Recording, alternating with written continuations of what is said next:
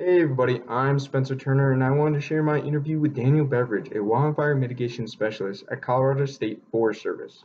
I wanted to hear his thoughts regarding the wildfires in Colorado that occurred this summer to see what an expert's insights can teach us about these devastating fires. Hey, can you start by telling us what a wildfire mitigation specialist is and what they do? Uh, yeah, the responsibilities I think really kind of vary from one state to the next, and it's not necessarily a uniform position description, but with the Colorado State Forest Service, it's basically applying oversight and administration of programs that support wildfire risk reduction.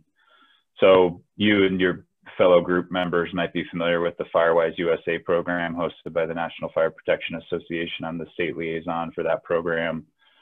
I'm responsible for the CWPP program in the state, Community Wildfire Protection Plan program. If you need me to expand on any of these, just let me know.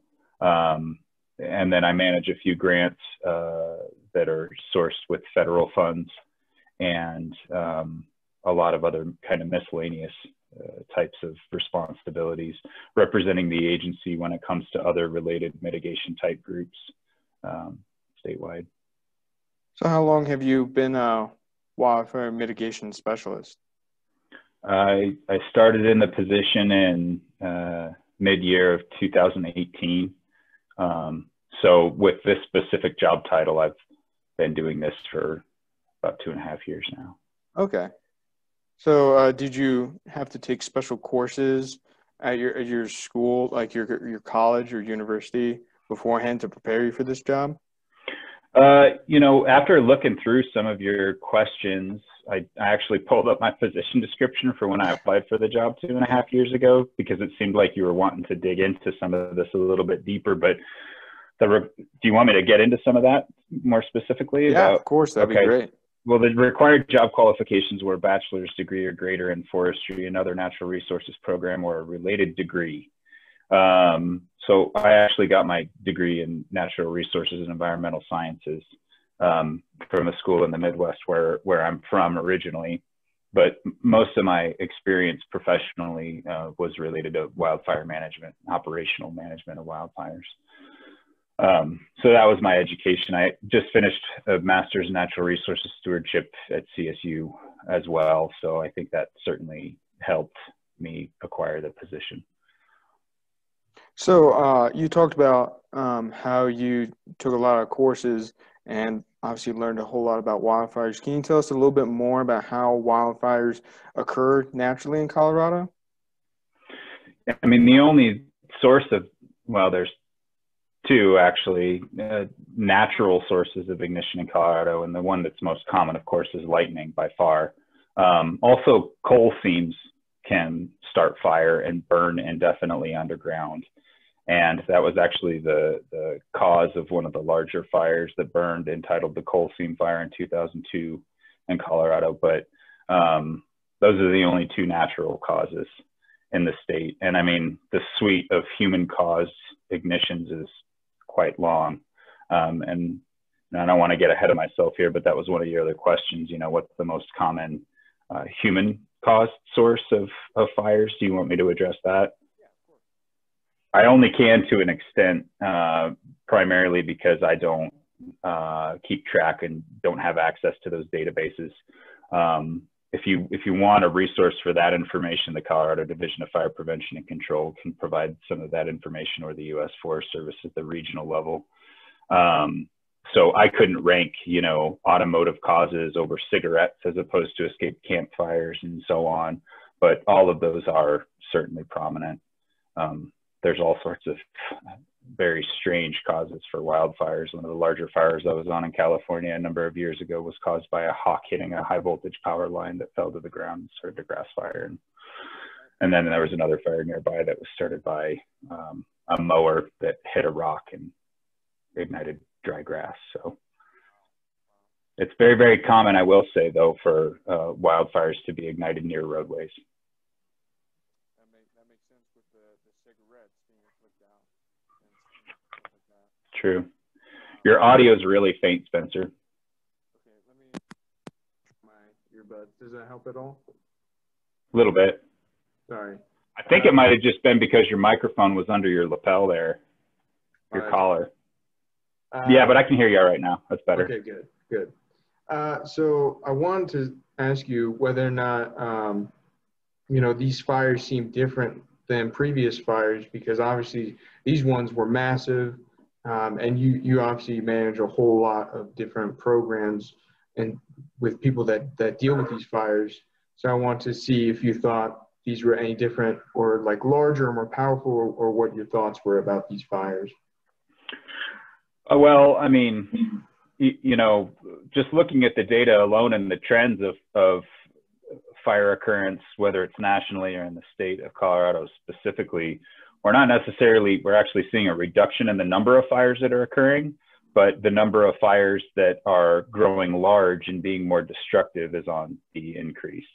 And there are a lot of underlying causes for that. But here in Colorado, I mean, there's no possible way that anybody could deny that this was kind of an exceptional fire season, because, prior to this year, the largest fire in the state was the Hayman fire in 2002, that I think it was 138,000+ acres. But, the Pine Gulch fire exceeded that one. And then towards the end of the year, the Cameron Peak fire grew to be the largest at 200,000+, and now the East Troublesome fire is the second largest, because it knocked out what at the time was the second largest of Pine Gulch. So the three largest fires in state history have occurred in this year alone, and that in and of itself is prominent. The way that the East Troublesome fire grew, the exponential rate at which that fire grew, I wasn't on any incidents operationally this year, but according to the personal experiences I had with the smoke impact here in Fort Collins, considering the distance away from where the incidents were occurring, was unlike a lot of things that I had seen before. The rate of growth really with the East Troublesome fire was really something. The Cameron Peak fire also, I wasn't too terribly surprised by some of the larger runs that occurred. The two most prominent runs earlier on weren't too terribly surprising, considering the dryness of the larger fuels, all caused by extended drought and huge, wind events. But the final push, in which it pushed past Mountain Campus and into the Buckhorn Canyon, and down towards the Thompson Canyon, was really something that I never expected that fire to do. I don't know as much about what occurred with the Pine Gulch fire and so many of the other incidents that we had in the state, but yeah, a lot of what we've been witnessing in my personal experience is nearly unprecedented, I would say. So would you say that any of these fires were accelerated, or at least helped to expand through natural human causes like climate change?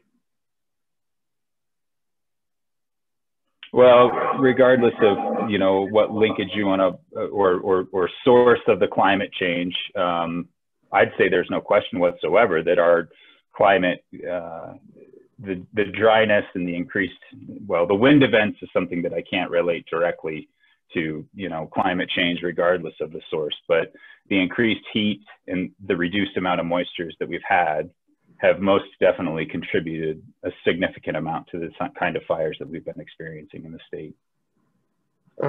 You mentioned the Hayman fire back in 2002 earlier, and that area that was affected by the fire still not has fully recovered into its forest, even today, and it's still mostly like low-lying dry grassland. Do you see that happening in the future with Colorado's forests, them not being able to recover into full stands like they used to be? Well, an important thing to recognize is the distinction in the forest types, right, that were burned in each of these respective fires. So the primary forest type was lower montane ponderosa pine forests that burned in the Hayman fire, at elevations from maybe 6 to approximately 8,000 feet or so.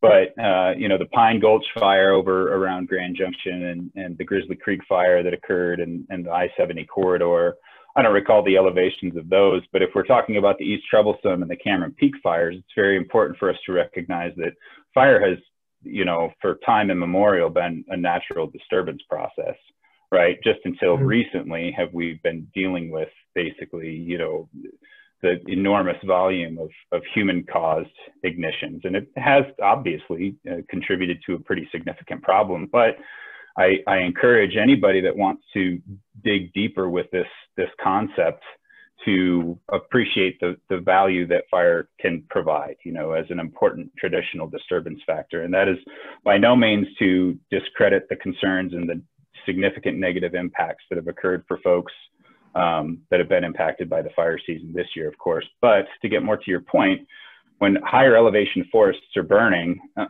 like they were at, you know, 10,000+ feet, like I said, on the East Troublesome and Cameron Peak fires, the fires are burning in lodgepole pine forests and spruce fir forests at that type of elevation. The common fire return interval is anywhere from 2 to 5 or 600 years, right? And they are high severity, low frequency fires. Okay, so it's very common actually for fires like that to occur. Now, when I say common, what I'm indicating is that high intensity, high severity fires occurring in those kinds of fuel types is kind of to be expected. Okay, it's not that uncommon for lightning to cause fires in those high elevation forests and them to either be never discovered or never become problematic because there's a significant amount of moisture there. But that was not the case this year, obviously. We had very, very dry conditions over a period of a number of months prior to when the fires ignited that just left all of the fuels that were available. They were bone dry. So that's why the fire spread as readily as it did, coupled with the wind, obviously. But it's a very complex environment that determines how fires will burn, of course. Did that answer your question? Sorry if I rambled. Yeah, no, it did. Yeah. Just a few more questions. So what do you think the future of forest fires and wildfires will be in Colorado? Obviously on, you know, the East Coast, climate change is affecting that area with more frequent hurricanes and tropical storms. Do you think that maybe we could get more forest fires as a result of climate change, or an increase in frequency, or a change in environments? Yeah, Spencer, I mean, that is generally expected, you know, to not speculate whatsoever on what the causes are. And I'm not trying to be evasive by any means here. I generally agree that a lot of the climate change conditions that we're experiencing are most likely directly attributable to human causes. Nonetheless, if we can set aside the potential cause and recognize that climates are becoming, here in Colorado specifically, because that's what you're asking about, they're becoming drier and hotter, then obviously those conditions lead to, they're more conducive for fire establishment and growth. So the bottom line is, if these trends do continue, we should expect that we will have more frequent and potentially more intense and therefore more severe fires in the future. So there are all manner of things that people can do to be prepared for these kinds of situations. One of the first and foremost things that people certainly need to do is not throw cigarette butts out the window, not allow chains to drag on their trailers, not to drive off highway vehicles through tall, dry grass. You know, the list goes on and on. Be very careful with campfires, follow the rules when there are restrictions in place, and so on and so forth. I mean, that has been, you know, an effort that has existed for a very, very long time, right? The concept of prevention, but it is very, very challenging to do, especially when we have a lot of folks visiting here that aren't familiar with our rules and regulations and not familiar with our dry environments and, you know, the nature of the outdoors here in a general sense. But other than that, folks that do live around here and own property and have homes or investments in the outdoors and the urban interface, there's a lot of steps that can be taken to minimize structural ignitability, establish defensible space, and reduce the amount of vegetative fuel that could, in theory, burn and negatively impact values at risk. So you touched a little bit about preventative measures that people can take. Do you see any preventative measures that Colorado State is actually taking? Yeah, I mean, our organization has been an advocate for forest management ever since we were established in the 1950s. And we work primarily to support private landowners, but we work across boundaries extensively as well with the primary landowner in the state of Colorado, which is federal organizations, mainly the U.S. Forest Service. So 65% of the land base in Colorado that's forested is owned by federal organizations. Approximately 30% is owned by private landowners, and the other 5% is managed by other entities.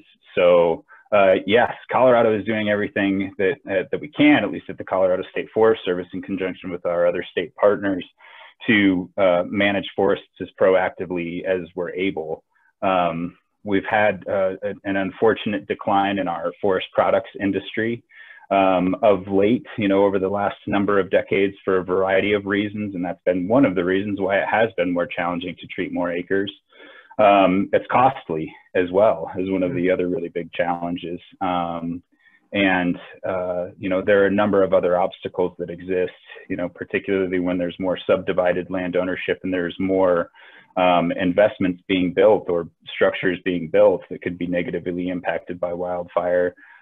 That causes suppression costs to increase and the wildfire environment to become increasingly complex. So there's no simple solution to this issue by any means. It has to be multifaceted and involve a very, very significant amount of collaboration. But yeah, there's a lot that can be done. We'd like to put the pedal to the metal, but it's not. It's easier said than done, if you know what I mean. Of course. Well, that's all the questions that I have. Again, I want to thank you, Dan, for allowing me to ask you those questions. It'll help us a whole lot, and hopefully a lot of people are being informed by all of this. Yeah. Let me add one more thing, Spencer, if I may. Yep. Are you familiar with our agency's forest action plan that was recently released? I can't say that I have. Okay. It wouldn't be hard for you to track down a hard copy if you wanted to. You just need to contact our state office, which is out on the Foothills campus out at the far end of LaPorte Avenue. But it's also available online as well. And it's a really excellent resource that addresses a lot of these climate-related issues and what the agency is doing in a collaborative and in an independent sense to be better prepared for future climate and the increasing need for forest management. So I encourage you to have a look at that. That might be a really helpful resource for you and your group to consider some of these concepts, because a lot of what I've just mentioned is summarized very effectively in that document. Okay, great. That sounds perfect. Yeah, thank you so much. Of course. Yeah. Well, good luck to you and your group, man. I mean, I know this is a tough time of the year, but stick to it. I hope your project goes well. And if you have any other follow-up questions, don't hesitate to send me an email and we can talk on the phone or Zoom or whatever again. Thank you so much, Dan. Thank you for taking time out of your day to help us out. You bet. Take care. All right. You have a good one. Well, there you have it, folks. While the future of Colorado looks pretty hot and dry, there's still some things that you can do to prevent forest fires. Don't throw out your cigarette butts while you're driving. Make sure not to drive through any tall, dry grasses. And make sure to watch for your campfire when you're camping. Anyways, that's all for me. I'll see you guys later. Bye.